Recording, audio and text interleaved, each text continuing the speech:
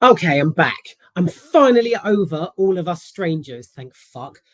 My God, that only took a few weeks, and I'm cold free, so that's good. Right, the next one is The End We Start From, starring Jodie Comer. Now, when I went to see this, it's based on an environmental disaster, hence the green today. I thought it would symbolize our environment, kind of. And it basically shows what happens when the country goes tits up and is submerged in water. Now, the the film's opener, it's sort of like there's a POV if you're the tap on a bath. Let me explain. So it's like the POV of a tap. You can see a bath filling up, similar to What Lies Beneath years ago, except no one's in the bath. It's just filling, I think. And yeah, unique, slightly too arty. Don't know, both probably. But yeah, it's like a calm before the storm. So what you've got here is there's a few wide angle shots of Jodie Comer's character's lounge kitchen sort of area, and it's almost uneasy and kind of creepy because it's literally the calm before the storm. You've got rain pounding against the window, so the weather's starting to go tits up, which slowly turns into like water starts leaking through the doors, and then it just fucking gushes through the doors. So, bang. It's like the double whammy here is her character is pregnant. And ironically, incredibly ironically, her waters break at the same time as the water's breaking down like the kitchen door. Brilliant. Top notch for, irony and symbolism. So yeah, the mother's going into labor at the same time, so there is this kind of, it adds a juicy kind of, will she make it, won't she, how is she going to get it, how is she even going to deliver this baby? And yeah, the anticipation and the threat kind of builds, and there's this whole especially with the wide shot, it's like you can feel this impending disaster sort of slowly building. It's kind of ominous as well at the same time. The casting, in The End We Start From, is again ironically strong. So Mark Strong is part of it, Nina Sosanya, Benedict Cumberbatch, which made quite a refreshing turn for the showcase. It was kind of the thing is, the cast, although they're big names, they're barely in it. Basically, they're like cameos. So yeah, you've got Benedict Cumberbatch, who plays an emotionally destroyed father who the main protagonist meets along the way on her journey. And yeah, it's you've got Mark Strong's the father-in-law, Nina Sosanya is his partner, and yeah, Katherine Waterston is also part of the lot. Very famous for her Fantastic Beasts films. So there's a real mix-up, but they're not in it for long enough. Joel Fry, who plays R. Now I'm reading this as I do this review from Wikipedia. The characters, their names are just letters. Again, I don't know if that's the director trying to be really arty-farty about the whole thing. Probably yes. But yeah, Joel Fry is R. Jodie Comer, the protagonist, is woman. It's like, what was that? Is it Bird Box on Netflix? Boy, girl, and whoever the fuck Sandra Bullock was. That kind of thing. So yeah, Nina Sosanya is G. Mark Strong is N.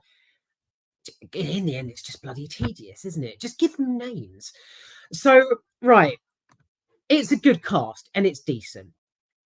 I have to note something here. Now, I don't know if any of you out there have seen The End We Start From. Please tell me you sort of recognise Jodie's way of slipping quite easily out of Scouse and just sort of standard British accent. It was really, I mean, was it just me, or was she was just going in and out of character continuously? So an example is in the hospital. She gives birth, and there's a bit of sort of, what are we going to name him? They sort of go for Bob or Noah jokingly between them, which I did kind of like. And the midwife asks the characters to register the baby, and you know, Jodie's character or woman, she sits there and she's like, this is completely made up. I mean, I don't know exactly what she says, but she's like, "Are you joking? You can't send me out there with a newborn baby. What am I going to do if it needs nappies and milk and the people fighting? There's people out there fighting for fucking food, and you're sending me out there. It's dangerous. It's incredibly bloody dangerous." Right. So it's that kind of thing. She's like, "Fine, I registered my baby, but you need to help me find decent accommodation, because if I'm sat around a fucking campfire singing fucking Kumbaya in a guitar in a woman's coven, fucking hell, it's going to be a real tough time. You have to help me, please. Can you help me?" I just I don't know. It was like she was Scouse, and then suddenly I don't know, Norwich or somewhere where there's a standard British accent. I was, to be honest, it was a distraction for me. I spent most of this film sort of like, right, when's she gonna go? When's she gonna go? It was just really weird. Throwing a pack of Pampers at the same time. Why don't you? You know, fuck knows. I don't know. But if you've seen this film, if it comes on Netflix or whatever, see if you can. Well, you won't need to. You'll see what I mean. Right. One thing I noted here was, I mean, to be fair, most people in the audience were sort of middle-ish aged, I think, middle to old age that I saw it with.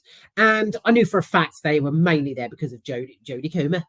Basically, they were avid fans. I mean, she is kind of a national treasure, but this was one that sort of, you know, pulled in the audience basically because of the actress's status. You know, it was one of those similar to Olivia Colman.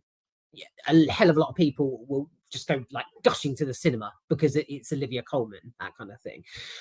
So I really want to make this point. So again, it was possibly the director's intention to make it a dystopian kind of world, but not focus too heavily on it, sort of leaving it to the viewer to use their own imagination to come up with, you know, to think about what's happening else, you know, in Kettering. You know, is Kettering underwater? Is Birmingham, you know, are the bridges broken in Birmingham? You know, that kind of thing. I don't know. But I really didn't like the lack of graphics, visuals, CGI, and all that. I really didn't. I mean, call me sort of unappreciative of, you know, the finer film, finer aspects of whatever. But I wanted it. I get it. The end we start from shouldn't, why not, focus heavily on sort of post-apocalyptic elements. The dystopian setting is purely the backdrop for the story in the foreground. But at least tint the sky or something, you know, make the sky really ominous, like dark blue, purple, whatever other color is ominous. Make this look like end of worldy kind of stuff. I mean, even the fucking Day After Tomorrow was like epic, when a nice shade of evil, you know, it was like dark clouds towards the end. I remember that bit where it all starts really freezing when Dennis Quaid's like trying to light a fire on a gas hob or something, and it's like, it looks evil. This was a standard day out in the fucking Cotswolds. Only, you know, a couple of cottages were underwater. There was nothing like no juicy. Basically, if CGI and special effects were meat, I wanted fucking full-on juicy steak and pork loins. Do you know what I mean? Not the sort of meat-free version of, you know, just grass and standard clouds. I know I'm sort of sounding a bit weird here, but I know exactly what I mean.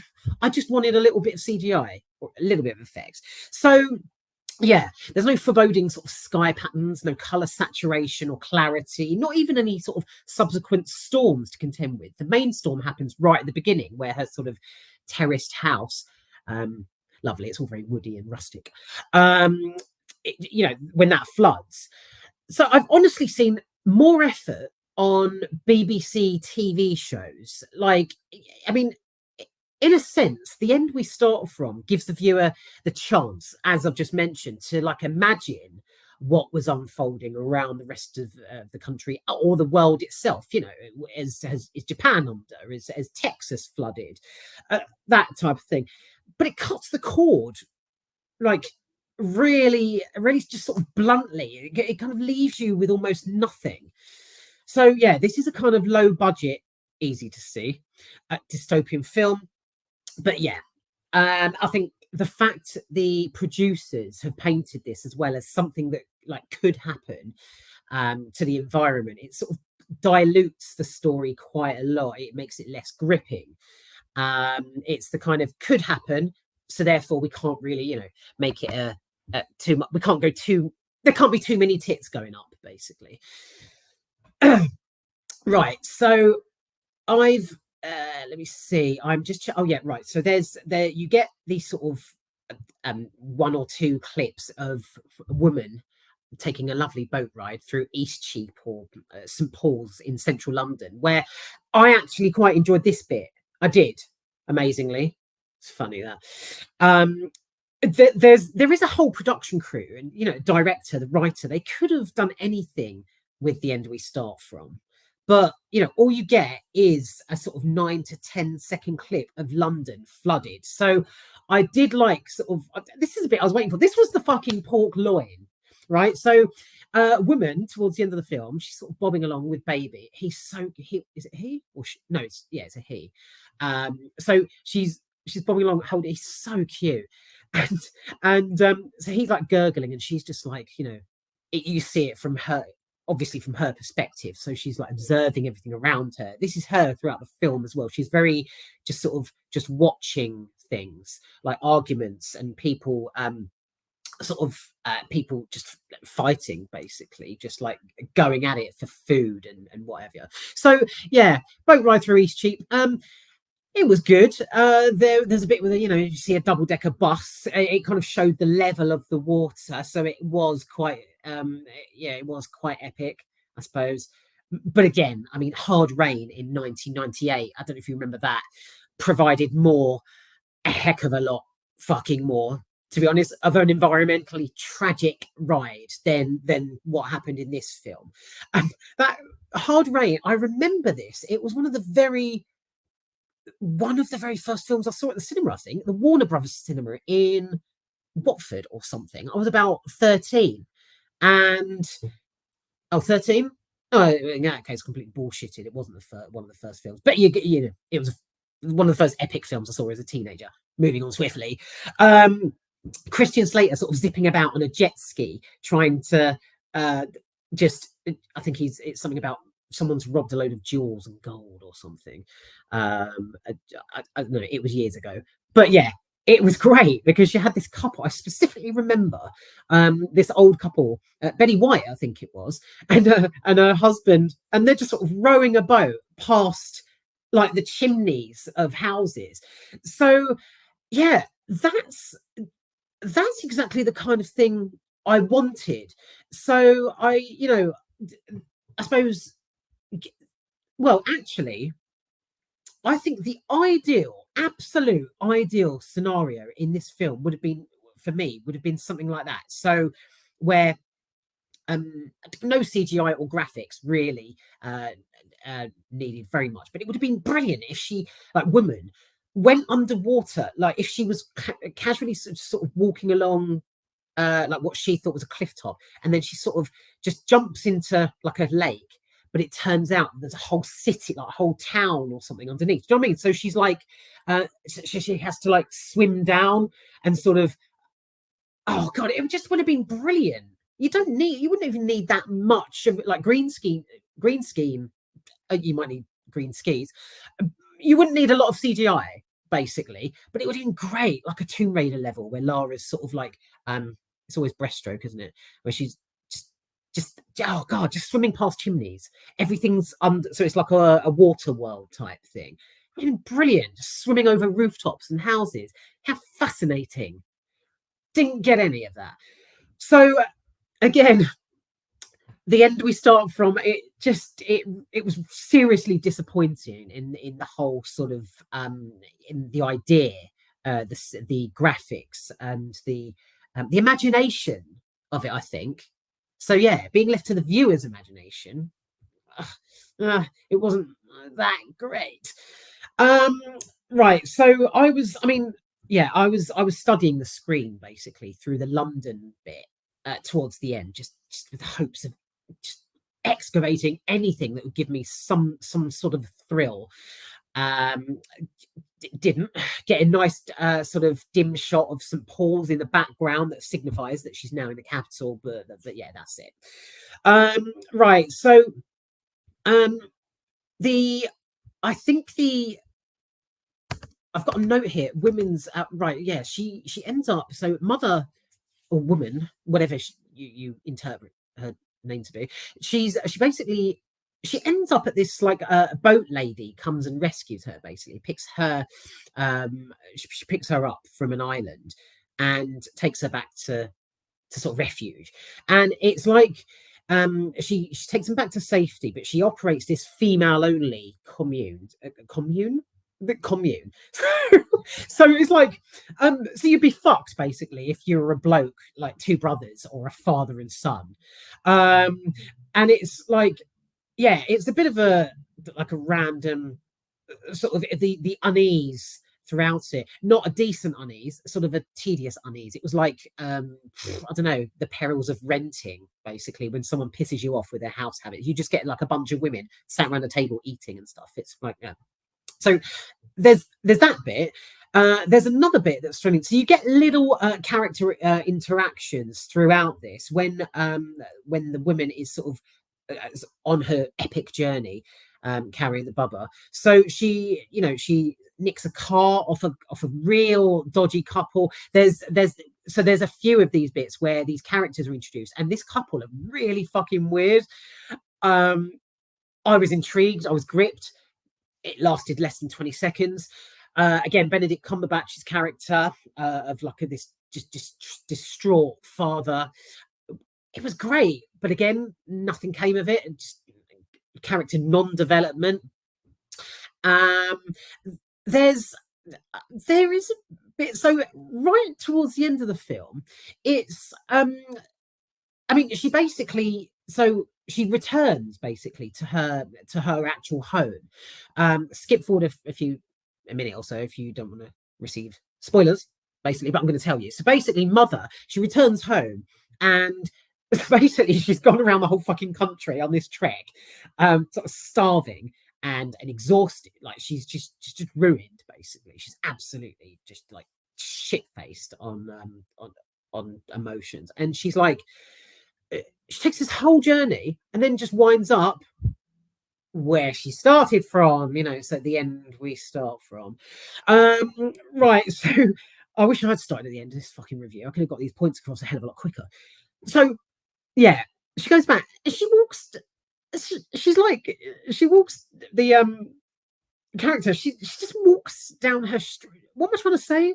She walks down her street, basically. So she gets back to the street, suburban street that she lives on. How many more times can I say street? Don't know. And she's just like, "Hi, you're right. You're surprised it wasn't. Hey, how you doing? That's a bit of a big flood, wasn't it? But no, at this point, she's like, "Hi, you're right." And she's like, greeting her neighbour. There's a guy on his doorstep, sort of wringing out his carpet, and it's like, it's I don't know, as if none of it ever happened.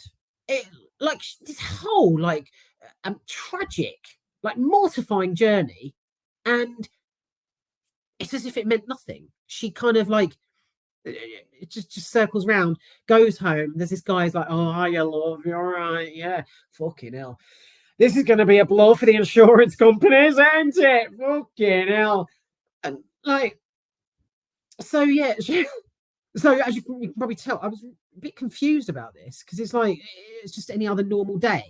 I did appreciate the element, the fact that she actually did return to where she started from. Because let's face it, I mean, your own sort of bricks and mortar. Just go home, just be there, and whatever you have to do to rebuild and repair, just stay there.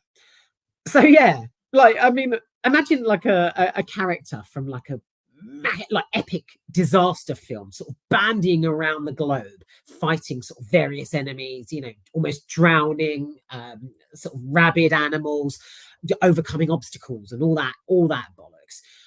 And then it's like, right, well, I best get on. I've got to sort me welcome mat out. Do you know what I mean? It's that like, okay.